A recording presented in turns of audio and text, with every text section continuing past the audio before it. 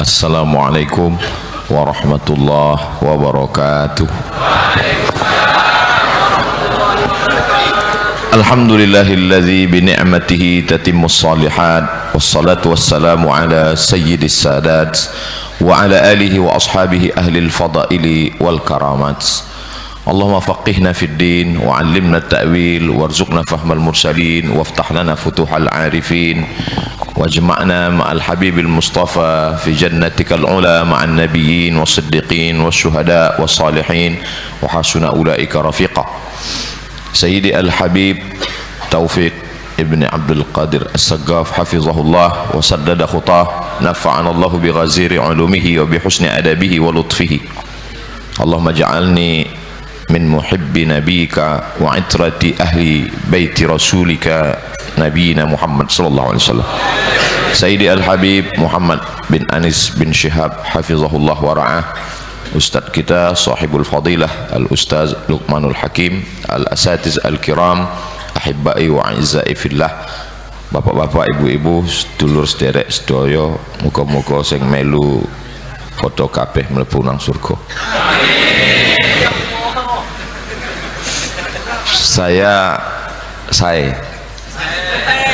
Saya datang untuk menenangkan hati saya. Di mana letak ketenangan itu? Letak ketenangan itu huwallazi anzalas sakinata fi qulubil mu'minin. Bagaimana cara mendatangkan ketenangan itu? Ala bidzikrillahi tatmainnul qulub. Di manakah letak zikrullah itu? Idza marartum biriyadil jannah farta'u. Kalau kamu lewat di taman surga, ikutlah makan minum di sana, di taman surga itu. Kata sahabat Nabi, taman surga itu kan di akhirat ya Rasulullah. Kata Nabi, ada di dunia. Di mana itu? Majalisul zikr. Majalis zikir, majlis yang ketika kita sedang berada di situ, kita mengingat Allah. Uzkurullah, ingatlah Allah. Kalau belum mampu mengingat Allah, duduklah kamu bersama orang. Ketika kamu melihat dia, kamu mengingat Allah. Begitu banyak makanan, ada satu makanan yang kita pilih, itulah yang paling kita suka. Begitu juga dengan apa yang paling menenangkan hati saya, maka yang tahu itu cuma saya. Halakamru'un lam ya'rif qadrahu. Celaka orang yang tidak tahu siapa dirinya, apa yang paling menenangkan hatinya. Apa yang paling menenangkan hati Ustadz Abdul Somad?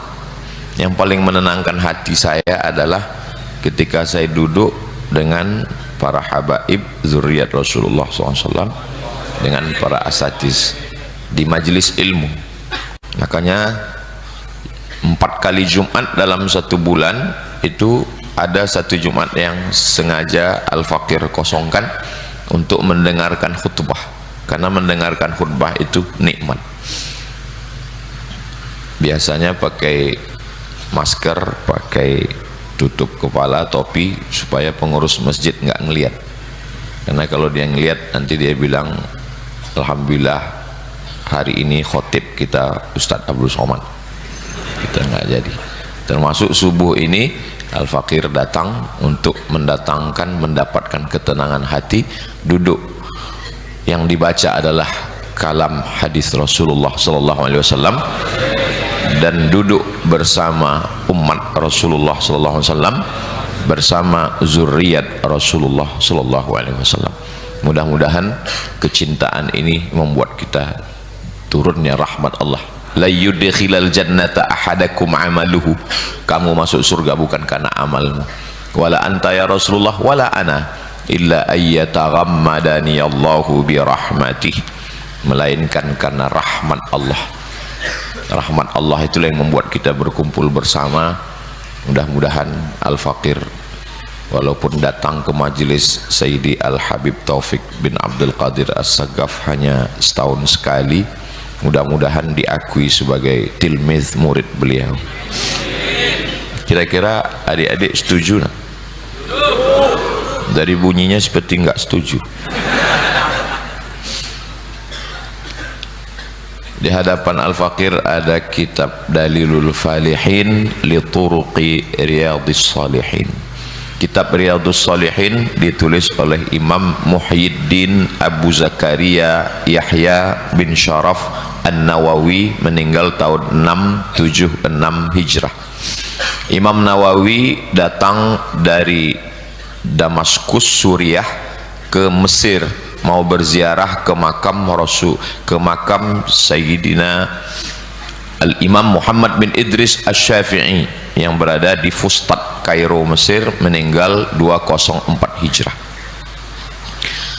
Belum sampai ke makam Imam Syafi'i, baru melihat kubahnya, dia berhenti dan kembali, karena dia tidak mampu untuk mendekat ke makam Imam Syafi'i karena cinta yang begitu dahsyat, yang besar.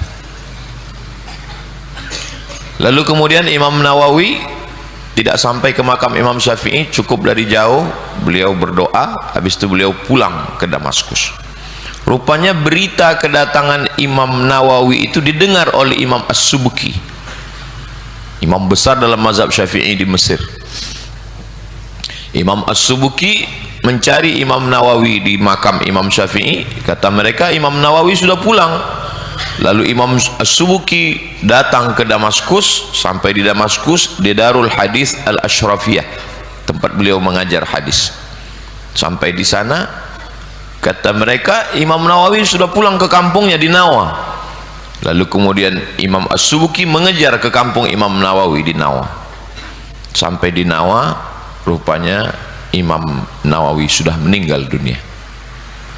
Jadi sebelum meninggal, seperti Sayyidina Maulana Muhammad sallallahu alaihi wasallam, sebelum meninggal beliau berziarah dulu ke Baqi, maka itu juga yang dilakukan oleh Sayyidina Imam Nawawi. Beliau datang ke makam Imam Syafi'i.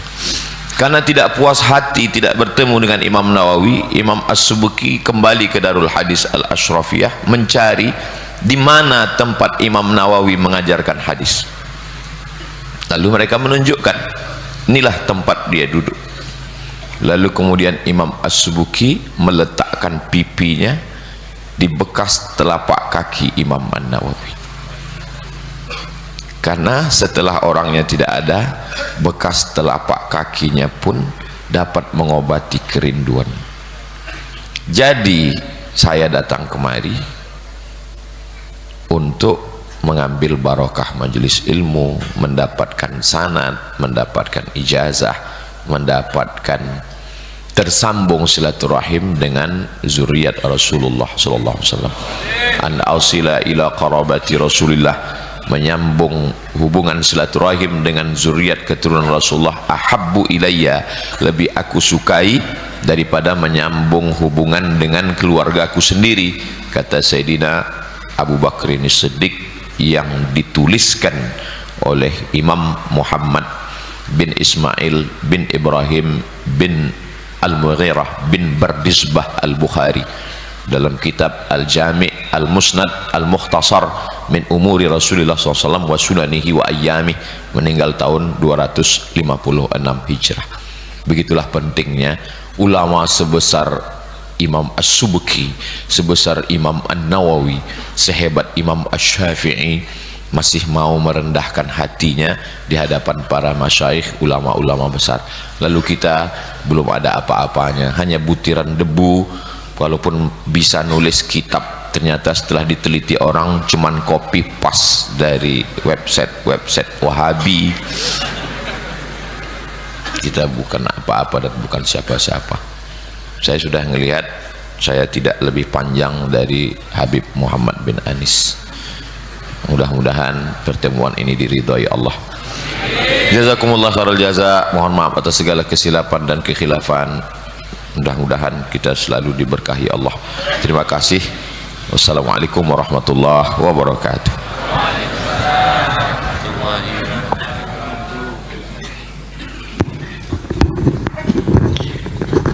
Insyaallah.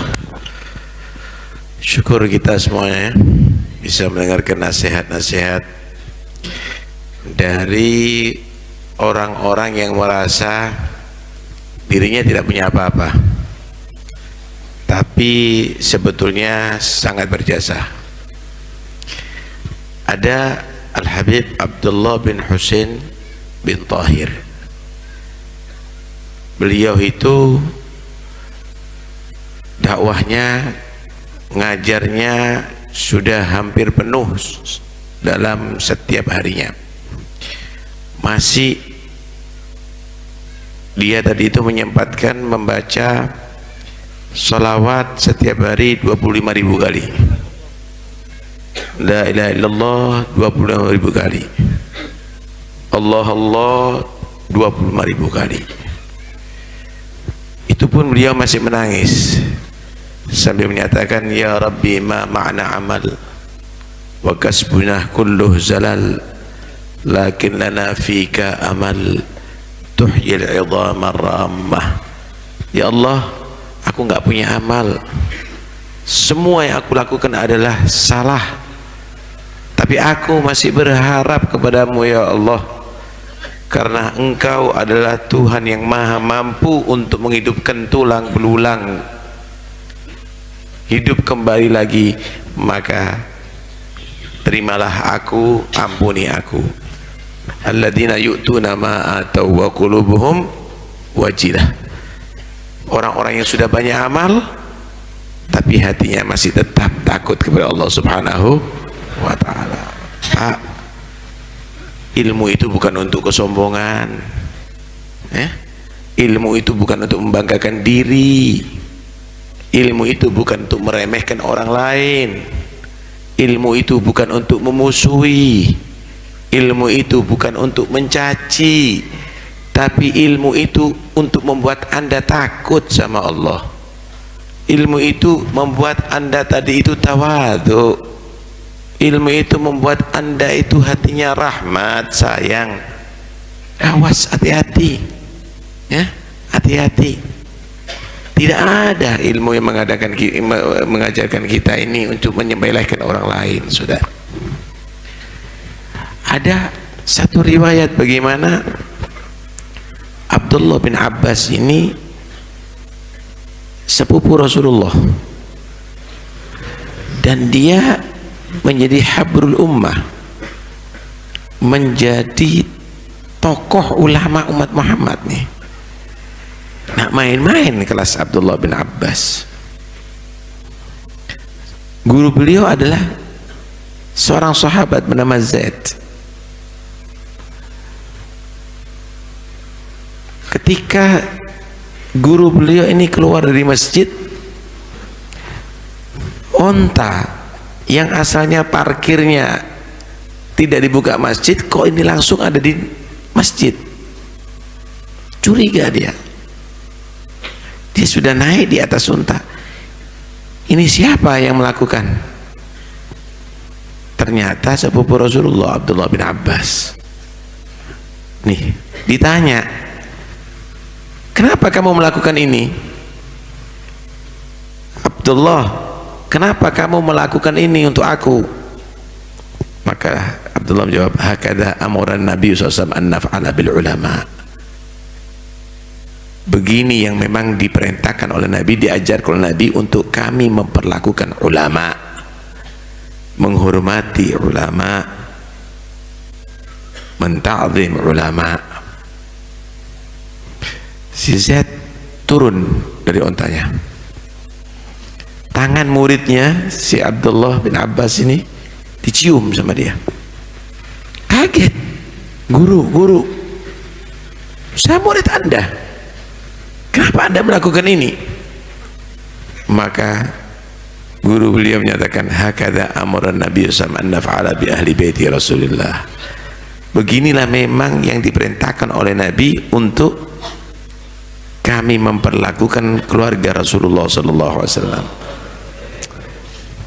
Karena itu ya ikhwani, kalau kepingin tahu orang punya kelebihan, maka orang tadi itu pasti melihat yang lainnya lebih daripada dirinya.